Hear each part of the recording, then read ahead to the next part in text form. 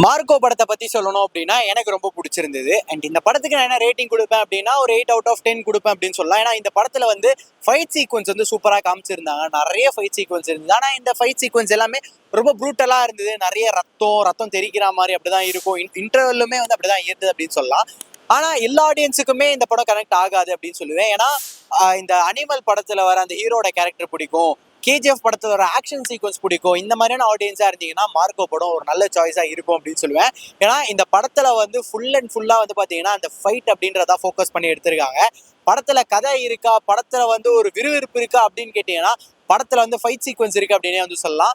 இந்த படத்தை ஓடிடியில பார்க்கலாமா இல்ல தியேட்டர்ல பார்க்கலாமா, என்ன சஜஷன் கேட்டீங்கன்னா தியேட்டர்ல பாருங்கன்னு சொல்லுவேன். ஆனா நீங்க ஓடிடிலயும் பார்க்கலாம், பட் ஒரு நல்ல ப்ரிஃபரன்ஸா வந்து தியேட்டர் தான் சொல்லுவேன். ஏன்னா தியேட்டர்ல வந்து பாத்தீங்க அப்படின்னா அந்த ஃபைட் சீக்வன்ஸோட எக்ஸ்பீரியன்ஸ் எல்லாம் பயங்கரமா இருந்தது. ஆனாலும் வந்து ஒரே ஒரு சின்ன நெகட்டிவ் என்னன்னா படம் கொஞ்சம் டல்லா இருக்க மாதிரியே இருக்கும், இருட்டில் எடுத்த படம் மாதிரியே இருக்கும். கொஞ்சம் அந்த ஹீரோட டீடைலிங்லாம் தெரியாத மாதிரி அந்த மாதிரி இருக்கும்.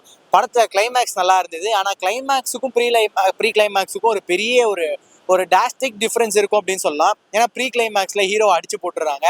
ஹீரோட ஃபேமிலியில இருக்க எல்லாரையுமே வந்து அப்படியே கொலை பண்ற மாதிரி வந்து காமிக்கிறாங்க. அப்ப ஹீரோவால சுத்தமா முடியாது அப்படின்ற மாதிரி உட்காந்துட்டு இருக்க ஹீரோ அடுத்த 1 ஹவர்ல முடியெல்லாம் வெட்டிட்டு திருப்பி போய் சண்டைக்கு போவாரு.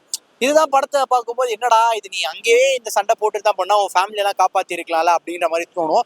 ஏன்னா ஹீரோவோட கேர்ள் ஃப்ரெண்டை வந்து கொலை பண்ணுவாங்க, ஹீரோட அண்ணன் கூட பிறந்தவங்க எல்லாருமே, அவங்களோட பசங்க எல்லாருமே கொலை பண்ணுவாங்க. அப்பெல்லாம் எதுவுமே பண்ண முடியாது ஹீரோ. அதை முடிச்சுட்டு வந்து முடியெல்லாம் வெட்டிட்டு ஒரு 1/2 ஹவர்ல வந்து திருப்பி நல்லா எனர்ஜெட்டிக்கா சண்டை போடும்போது தான் வந்து அது கொஞ்சம் வந்து படத்தோட எங்கேயோ கனெக்ட் ஆகலையோ அப்படின்ற மாதிரி தோணுச்சு. பெருசா ஸ்டோரியை பத்தி சொல்ற அளவுக்குலாம் கிடையாது. அது நம்ம எல்லா தமிழ் படத்துல பார்த்த மாதிரிதான், தம்பியை கொன்னதுக்கு அண்ணன் வந்து ரிவெஞ்ச் எடுக்கிற மாதிரி ஒரு விஷயத்த தான் கொண்டு வந்திருக்காங்க. படத்தை விஷுவலா நீங்க என்ஜாய் பண்ணணும் அப்படின்னா ஒரு நல்ல படம். ஆனா கதை வைஸ் நான் ரொம்ப வெயிட்டேஜ் எதிர்பார்ப்பேன் அப்படின்னா வந்து அது நீங்க பெருசா எதிர்பார்க்க முடியாது. படத்தை மலையாளத்துல பார்க்கலாமா தமிழ்ல பார்க்கலாமான்னு கேட்டா நான் தமிழ்ல பார்த்தேன். தமிழ்ல பார்த்த வரையுமே நல்ல வெயிட்டா தான் இருந்தது படம். நல்ல டைலாக் டெலிவரிஸ்லாம் வந்து இருந்தது. படத்தை வந்து என்ஜாய் பண்ணலாம் அப்படின்னு வந்து சொல்லுவேன். ஆனா டோட்டலா வந்து அந்த கதை கான்செப்ட் அப்படின்றத தாண்டி ஃபைட் அப்படின்றதான் கதை. அனிமல் படத்துல எப்படி ஃபைட் சீக்வன்ஸ் எல்லாம் இருந்ததோ அதே மாதிரி ஃபுல்லா அந்த ரத்தம் தெரிக்கிற மாதிரி தான் வந்து படத்துல ஃபைட் சீக்வன்ஸ் இருக்கும். நான் எந்த படத்துலையும் இந்த மாதிரியான ஒரு ஃபைட் சீக்வன்ஸ் பார்த்தது இல்லை, இந்த படத்துல தான் பார்த்தேன். ஸோ ஒரு ஒரு கண்டிப்பா ஒரு வாட்ச் கொடுக்கலாம் அப்படின்னு சொல்லுவேன். படம் வந்து எக்ஸாக்டா அனிமல் படம் மாதிரியே இருக்கான்னு கேட்டா அந்த மாதிரி கிடையாது. அதுல வர ஹீரோட கேரக்டரைசேஷன் எடுத்துக்கோங்க, ஃபைட் சீக்வன்ஸ் எடுத்துக்கோங்க. மற்றபடி அந்த படத்துக்கும் இந்த படத்துக்கும் நிறைய டிஃபரன்ஸ் இருக்கும். உதாரணத்துக்கு அந்த படத்துல வந்து லவ் இருக்கும், ரொமான்ஸ் இருக்கும். ஸோ அங்க பெரிய எமோஷன்ஸ் எல்லாம் இருக்க மாதிரி காமிச்சிருப்பாங்க. பட் இந்த படத்துல ஹீரோக்கும் ஹீரோயினுக்கும் பெருசா லவ் ட்ராக்ஸ் பெருசா காமிக்க மாட்டாங்க. நிறைய அவங்களுக்குள்ளே சண்டை, ஒரு சில கருத்து வேறுபாடு இருக்க மாதிரி இருக்கும். அவங்க 2 பேரும் பிரேக்கப் பண்ற மாதிரி சீன்லாம் இருக்கும். கிளைமேக்ஸ்ல கேர்ள் ஃப்ரெண்டே வந்து போட்டு தள்ளுவாங்க. அப்போலாம் ஹீரோ அமைதியா இருக்க மாதிரி தான் வந்து காமிச்சிருப்பாங்க.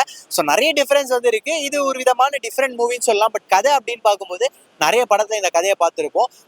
மற்றபடி இந்த படத்தோட பாசிட்டிவ்ஸ் அப்படின்னு சொல்லலாம், ஃபைட் சீக்வன்ஸை பத்தி சொல்லலாம், ஹீரோட ஆக்டிங்கை பத்தி சொல்லலாம், அவரோட பெர்ஃபார்மன்ஸை பத்தி சொல்லலாம். அந்த மாதிரி ஒரு சில விஷயங்கள் வந்து சொல்லலாம். படத்தோட விஷுவல் ரொம்ப நல்லா இருந்தது. என்ன அந்த டார்க்கா இருக்கிறத மட்டும் கொஞ்சம் கம்மி பண்ணியிருந்தாங்கன்னா நல்லா இருந்திருக்கும் அப்படின்னு சொல்லலாம். உன்னி முகுந்தனோட பெர்ஃபார்மன்ஸ் நல்லா இருந்தது. அவரோட பிசிக் வந்து சூப்பரா மெயின்டைன் பண்ணியிருக்காரு. கிளைமேக்ஸ்ல ஒரு ஃபைட் சீக்வன்ஸ் வரும், அங்க அவரோட பாடி எக்ஸ்போஸ் பண்ண விதம் நல்லா இருந்தது. அங்க அந்த ஸ்டன்ஸ் எல்லாம் வந்து நல்லா இருந்தது. ஸோ இதுக்கு எல்லாமே வந்து படத்தோட பாசிட்டிவ்னு சொல்லலாம். நெகட்டிவ்ஸை பத்தி சொல்லணும்னா கதையை வந்து இன்னுமே நீங்க நல்லா கொண்டு வந்திருக்கலாம். கதையில வந்து ஒரு சில இம்பாக்ட்ஸ் வந்து கிரியேட் பண்ணிருக்கலாம். அந்த ஸ்டோரி லைன் வந்து மேலே கீழே அப்படின்னு எடுத்துட்டு போயிருந்தா கொஞ்சம் விறுவிறுப்பா, கொஞ்சம் நல்லா அப்ஸ் அண்ட் டவுன்ஸ் இருந்தா கொஞ்சம் நல்லா தான் இருந்திருக்கும். அந்த மாதிரியான விஷயங்கள்லாம் படாம படம் அப்படியே பிளெயினா போற மாதிரி இருந்தது அப்படின்றதுனால வந்து ஓகேன்னு சொல்லலாம். மற்றபடி ஒரு ஓகே படம் தான். இந்த வீடியோ பிடிச்சிருந்துச்சுன்னா லைக் பண்ணுங்க, ஷேர் பண்ணுங்க, கமெண்ட் பண்ணுங்க. ரஃபி தியேட்டரை மறக்காம சப்ஸ்கிரைப் பண்ணிருங்க, பெல் பட்டனை கிளிக் பண்ணிருங்க.